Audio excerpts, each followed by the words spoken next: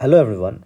In this video, we will discuss another concept of class 11 which is commonly known as VSEPR theory or it is abbreviated as VSEPR.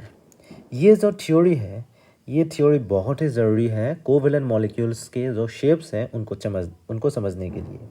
अब देखिए जो point 1 है वहाँ पे क्या दिया हुआ है, this theory provides information about shape of covalent molecules. अब कोवेलेंट मॉलिक्यूल्स कौन कौन से हैं आप देख लीजिए। जैसे कि आपने ले लिया मीथेन CH4। यहाँ पे कार्बन और हाइड्रोजन के बीच में क्या होता है, इलेक्ट्रॉन्स का शेयरिंग होता है। उसके बाद आप देखिए NH3, यहाँ पे भी सेम है, नाइट्रोजन और हाइड्रोजन एटम्स है, एक नाइट्रोजन एटम है और हाइड्रोजन एटम्स 3 है। ये नाइट्रोजन और हाइड्रोजन के बीच में क्या होता है, इलेक्ट्रॉन शेयर होता है। ठीक है, क्योंकि यहाँ पे इलेक्ट्रॉन का शेयरिंग होता है इसीलिए हम ये जो मॉलिक्यूल्स है इनको क्या कहते हैं, कोवेलेंट मॉलिक्यूल्स। अब दूसरा पॉइंट क्या कहता है, this theory was given by Sidgwick and Powell. दो साइंटिस्ट थे, एक थे सिज्विक और दूसरे थे पावेल। इन दोनों ने ये थ्योरी प्रोवाइड किया था। पॉस्टुलेट्स ऑफ VSEPR, ये तो हमें अच्छे से समझना ही होगा। अब देखते हैं जो फर्स्ट पॉस्टुलेट है वो क्या है। The shape of the molecule depends upon the valence shell electrons। अब कोई भी मॉलिक्यूल ले लो आप, जैसे कि कार्बन, हाइड्रोजन, एक कार्बन है लेकिन हाइड्रोजन टोटल 4 है। ठीक है, अब यहाँ पे कार्बन को ले लो, कार्बन के वैलेंस शेल में टोटल कितने इलेक्ट्रॉन है, 4 इलेक्ट्रॉन है। और जब मॉलिक्यूल फॉर्म होगा तो वहाँ पे कार्बन के वैलेंस शेल में 4 और एक्स्ट्रा इलेक्ट्रॉन आ जाएंगे। वो कहाँ से आएंगे, हाइड्रोजन एटम से। ठीक है, अब ये वैलेंस शेल में जितने इलेक्ट्रॉन हैं, number of electrons in a valence shell can give us the idea of the shape of the molecule. मतलब वैलेंस शेल में जितने इलेक्ट्रॉन है वो इलेक्ट्रॉन का जो नंबर है वो हमें क्या प्रोवाइड करता है, shape of the molecule provide करता है। यहाँ पे ब्रैकेट में क्या दिया हुआ है देख लीजिए, बॉन्डेड एंड नॉन बॉन्डेड। मतलब वो इलेक्ट्रॉन पेयर बॉन्डेड भी हो सकता है या फिर नॉन बॉन्डेड भी हो सकता है। जैसे कि देख लो, मीथेन में कार्बन और हाइड्रोजन के बीच में जो भी इलेक्ट्रॉन पेयर्स हैं वो इलेक्ट्रॉन पेयर्स बॉन्डेड हैं। जैसे कि यहाँ पे कार्बन और हाइड्रोजन के बीच में देखो ये वाला कार्बन और यहाँ पे ये जो हाइड्रोजन है, इनके बीच में 2 इलेक्ट्रॉन्स है, इसलिए यहाँ पे एक सिंगल बॉन्ड है। अब सिंगल बॉन्ड में 2 इलेक्ट्रॉन्स है ना, वैसे ही ये सिंगल बॉन्ड में 2 इलेक्ट्रॉन्स है। टोटल कार्बन के वैलेंस शेल में टोटल कितने इलेक्ट्रॉन्स है, 8 इलेक्ट्रॉन्स है। अब ये जो इलेक्ट्रॉन पेयर्स है सभी क्या है, सभी है बॉन्डेड पेयर, सभी है बॉन्डेड पेयर। ठीक है, लेकिन कुछ ऐसे पेयर्स भी होते हैं जो नॉन बॉन्डेड या फिर नॉन बॉन्डिंग होते हैं। जैसे कि एमोनिया मॉलिक्यूल में NH3 में नाइट्रोजन एटम है, उसके बाद 3 हाइड्रोजन एटम है, लेकिन नाइट्रोजन एटम में एक लोन पेयर ऑफ इलेक्ट्रॉन है। मतलब जो इलेक्ट्रॉन पेयर बॉन्डिंग में पार्टिसिपेट नहीं करता है, ये जो लोन पेयर ऑफ इलेक्ट्रॉन है इसको भी हमें क्या करना होगा, इंक्लूड करना होगा शेप में। अब शेप देखने के लिए हमें ये नॉन बॉन्डेड इलेक्ट्रॉन पेयर या फिर बॉन्डेड इलेक्ट्रॉन पेयर सबको इंक्लूड करना होगा। वो सब कंसिडर करके हमको देखना होगा कि वो मॉलिक्यूल का शेप कौन सा है। उसके बाद हम सेकंड पॉइंट में जाएंगे। सेकंड पॉइंट क्या कहता है, one pair of electron in valence shell repel another pair of electron because they are negatively charged. आपको तो पता ही है कि कोई भी मॉलिक्यूल हो, जैसे कि मीथेन को ही ले लो, CH4 यहाँ पे हाइड्रोजन एटम्स है। और आप देख लो कि ये जो सिंगल बॉन्ड है यहाँ पे 2 इलेक्ट्रॉन्स है और ये जो सिंगल बॉन्ड है यहाँ पे 2 इलेक्ट्रॉन्स है। अब ये जो बॉन्डिंग इलेक्ट्रॉन पेयर है और ये जो बॉन्डिंग इलेक्ट्रॉन पेयर है, इन दोनों के बीच में हमेशा क्या होगा, हमेशा रिपल्शन होगा। रिपल्शन क्यों होगा, क्योंकि वो जो बॉन्डिंग पेयर है, बॉन्डिंग पेयर में कौन सा पार्टिकल है, इलेक्ट्रॉन है, और electrons are negatively charged, therefore one bonding pair will repel another bonding pair. यह आपको समझना होगा। उसके बाद थर्ड पॉइंट में आते हैं, the pair of electrons tends to occupy such position in a space so that they feel minimum repulsion.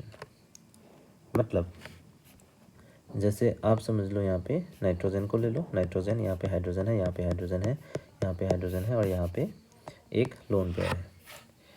Ammonia molecule में क्या होता है, जो बॉन्डिंग पेयर है या फिर नॉन बॉन्डिंग पेयर है, बॉन्डिंग पेयर, एक बॉन्डिंग पेयर है, ये नाइट्रोजन है, ये एक बॉन्डिंग पेयर है, ये एक बॉन्डिंग पेयर है। ये बॉन्डिंग पेयर जो है ये खुद को ऐसे अरेंज करते हैं ताकि बॉन्डिंग पेयर के बीच में जो रिपल्शन है, यहाँ पे ये नाइट्रोजन और हाइड्रोजन के बीच में जो बॉन्डिंग पेयर है और यहाँ पे नाइट्रोजन और हाइड्रोजन के बीच में जो बॉन्डिंग पेयर है, इन दोनों के बीच में क्या होना चाहिए, रिपल्शन कम होना चाहिए। और वैसे ही ये बॉन्डिंग पेयर नाइट्रोजन और हाइड्रोजन के बीच में जो बॉन्डिंग पेयर है वो खुद को अरेंज करते हैं ताकि यहाँ पे रिपल्शन क्या हो, रिपल्शन मिनिमम हो। उसके बाद हम देखते हैं पॉइंट 4 जो कि बहुत ज़रूरी है, आप देख लीजिए। VSEPR theory can also be applied to molecules which forms resonating structures। मतलब कुछ ऐसे मॉलिक्यूल्स हैं जहाँ पे रेजोनेटिंग स्ट्रक्चर हम ड्रॉ कर सकते हैं, जो कि हाइब्रिडाइजेशन टॉपिक में आ जाएगा। अब जहाँ पे रेजोनेटिंग स्ट्रक्चर हम ड्रॉ कर सकते हैं, रेजोनेटिंग स्ट्रक्चर जहाँ पे हम ड्रॉ कर सकते हैं, वहाँ पे भी क्या होगा, वहाँ पे भी हम VSEPR ये जो थ्योरी है, ये थ्योरी अप्लाई कर सकते हैं। मतलब वास्ट एरिया है, बहुत सारे एरिया है जहाँ पे हम VSEPR थ्योरी अप्लाई कर सकते हैं। उसके बाद आ गया according to VSEPR theory the electron pair repulsion follow the given order.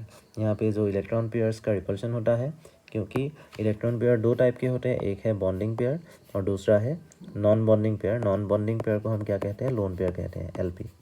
Non bonding pair इसको हम क्या कहेंगे, इसको LP कहेंगे, लोन पेयर। और एक है bond pair. Lone pair bonding में कोई पार्टिसिपेशन नहीं करता है और बॉन्ड पेयर जो है वो बॉन्डिंग में पार्टिसिपेशन करता है। अब यहाँ पे देखो जो रिपल्शन का ऑर्डर है वो क्या है, lone pair repulsion, lone pair repulsion, lone pair repulsion. यहाँ पे 2 लोन पेयर होना चाहिए था, यहाँ पे और एक लोन पेयर होना चाहिए, ठीक है, और एक लोन पेयर होना चाहिए। Lone pair repulsion, lone pair bond pair repulsion और बॉन्ड पेयर रिपल्शन। ये जो ऑर्डर है, ये ऑर्डर लोन पेयर रिपल्शन क्या होता है, ज़्यादा होता है, ठीक है। मतलब एक लोन पेयर है और दूसरा लोन पेयर है, इन दोनों के बीच में जो रिपल्शन होगा वो क्या होगा, ज़्यादा होगा। और लोन पेयर और बॉन्ड पेयर के बीच में जो रिपल्शन होगा वो थोड़ा कम होगा। और लास्ट में बॉन्ड पेयर और बॉन्ड पेयर के बीच में जो रिपल्शन तो होगा, लेकिन यहाँ पे रिपल्शन का जो एक्सटेंट है वो एक्सटेंट कम होगा। अब देख लेते हैं, जैसे कि वाटर मॉलिक्यूल, यहाँ पे एक ऑक्सीजन है, एक हाइड्रोजन है, एक हाइड्रोजन है और 2 लोन पेयर ऑफ इलेक्ट्रॉन्स होते हैं। ये हमने ऐसे ड्रॉ कर लिया। जो पेयर्स बॉन्डिंग में पार्टिसिपेट नहीं करते हैं वो लोन पेयर के फॉर्म में रहते हैं। अब ये जो लोन पेयर और लोन पेयर के बीच में रिपल्शन होगा, ये जो लोन पेयर्स हैं इन दोनों के बीच में जो रिपल्शन होगा वो रिपल्शन क्या होगा, सबसे ज़्यादा होगा। मतलब लोन पेयर और लोन पेयर रिपल्शन क्या होता है, सबसे ज़्यादा होता है।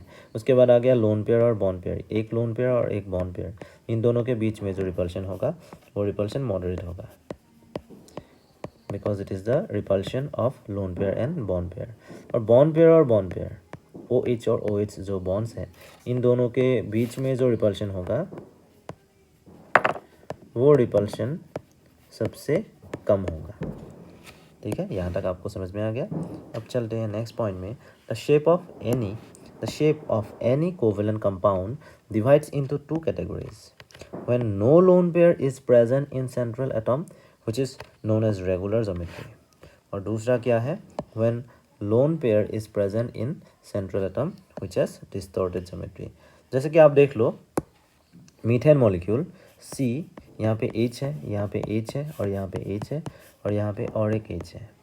अब ये जो मीथेन मॉलिक्यूल है, यहाँ पर टोटल 8 इलेक्ट्रॉन्स वैलेंस शेल में है कार्बन के, और हाइड्रोजन के वैलेंस शेल में, एक हाइड्रोजन के वैलेंस शेल में कितने इलेक्ट्रॉन्स हैं, 2 इलेक्ट्रॉन्स हैं। क्योंकि ये जो बॉन्ड है सिंगल बॉन्ड, यहाँ पे टोटल कितने इलेक्ट्रॉन्स होते हैं, 2 इलेक्ट्रॉन्स होते हैं। एक बॉन्ड में 2 इलेक्ट्रॉन, एक बॉन्ड में 2 इलेक्ट्रॉन, एक बॉन्ड में 2 इलेक्ट्रॉन। तो कार्बन के पास यहाँ पर वैलेंस शेल में टोटल 8 इलेक्ट्रॉन्स है, लेकिन एक हाइड्रोजन को अगर आप देख लो तो उसके वैलेंस शेल में कितने इलेक्ट्रॉन्स हैं, 2 इलेक्ट्रॉन्स है। अब यहाँ पर कोई भी लोन पेयर नहीं है, सब इलेक्ट्रॉन पेयर्स क्या है, बॉन्ड पेयर है। सब इलेक्ट्रॉन पेयर्स जो है वो बॉन्ड पेयर्स है, इसलिए हम इसको क्या कह सकते हैं, इसको हम कह सकते हैं it has regular it has regular geometry, मतलब लोन पेयर है ही नहीं। और इसका टाइप क्या होगा, AB4। A means the central atom and B means the side atom. लेकिन यहाँ पे साइड एटम कितने हैं, 4 हैं, इसलिए central atom A and side atom B, और यहाँ पे 4 आ गया। वैसे ही CH4, मतलब CH4 को हम इस फॉर्म के कैटेगरी में हम डाल सकते हैं। उसके बाद आ गया point 2, when lone pair is present in central atom. इसका एग्जांपल हम कैसे देंगे, ammonia, using the concept of ammonia. और दे सकते हैं वाटर का, एमोनिया का पहले देते हैं, उसके बाद हम वाटर के देंगे H2O। एमोनिया में क्या होता है, जो सेंट्रल एटम होता है, सेंट्रल एटम वो है नाइट्रोजन, और वाटर में जो सेंट्रल एटम होता है वो है ऑक्सीजन। नाइट्रोजन को पहले देख लेते हैं, उसके बाद हम वाटर में जाएंगे, वाटर का जो ऑक्सीजन है उसको देखेंगे। नाइट्रोजन के पास टोटल कितने वैलेंस इलेक्ट्रॉन्स होते हैं, आप देख लो। Nitrogen it has total 5 valence electrons. अब यहाँ पर कितने इलेक्ट्रॉन्स यूज हो गए, एक इलेक्ट्रॉन नाइट्रोजन का यहाँ पे यूज़ हुआ, इस बॉन्ड पे एक यूज़ हुआ, और इस बॉन्ड पे एक यूज़ हुआ, और 2 इलेक्ट्रॉन्स वैसे ही रहेगा। ये जो 2 इलेक्ट्रॉन्स है ये क्या फॉर्म करेंगे, लोन पेयर फॉर्म करेंगे। तो यहाँ पे एमोनिया में नाइट्रोजन के ऊपर एक क्या होगा, लोन पेयर होगा। Because it has lone pair, therefore it has not a regular geometry, it has a distorted geometry,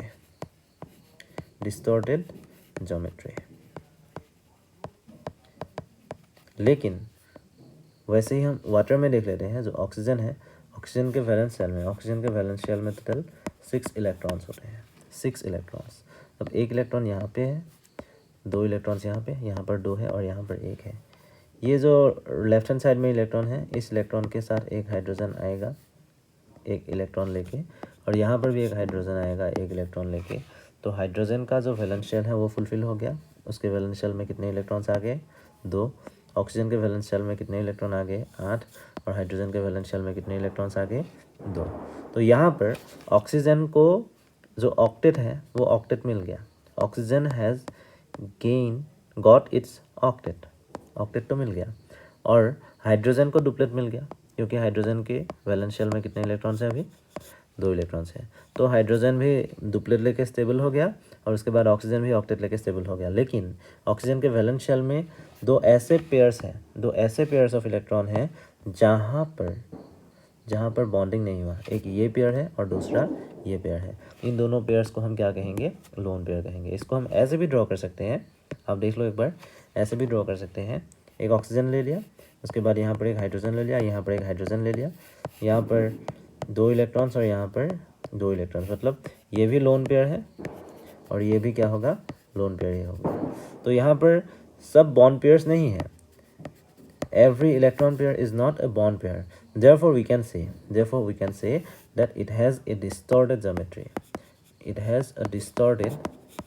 geometry. और इसके ज्योमेट्री को, इसका जो शेप है उसको हम क्या कहेंगे, वी शेप और बेंड शेप। क्योंकि अगर हम लोन पेयर्स को छोड़ दें, इन लोन पेयर्स को हम छोड़ दें, तो यहाँ पर एक ऑक्सीजन है और उसके साथ 2 हाइड्रोजन्स हैं, तो शेप हमें ऐसा दिखाई देगा। तो इसीलिए इसको हम क्या कहते हैं, वी शेप या फिर बेंड शेप। और उसके बाद जो एमोनिया है, एमोनिया का जो शेप है वो क्या होगा, वो होगा pyramidal, because it looks like a pyramid, that is why it has a pyramidal shape. तो यहाँ तक आपको समझ में आ गया, मतलब वीएसईपीआर थ्योरी का जो कॉन्सेप्ट है वो आपको हमने पूरा समझा ही दिया। इसके बाद हम जो वीबीटी है उस टॉपिक को अच्छे से डिस्कस करेंगे। Thank you for watching.